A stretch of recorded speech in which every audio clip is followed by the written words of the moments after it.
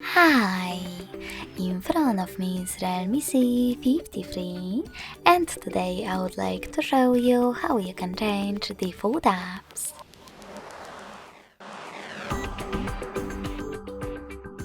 First of all, you need to open Play Store and install your new defaults. I already did that, so I can go into settings right away.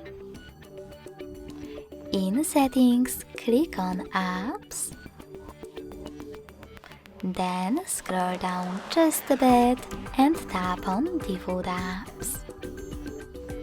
Over here you can finally access one of those options, in my case browser app, and tap on your new downloaded one that you wish to apply.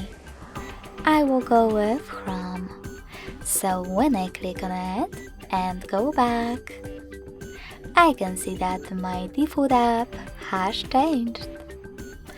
Thanks so much for watching. If you enjoyed this video, don't forget to leave a like, comment and subscribe. Bye!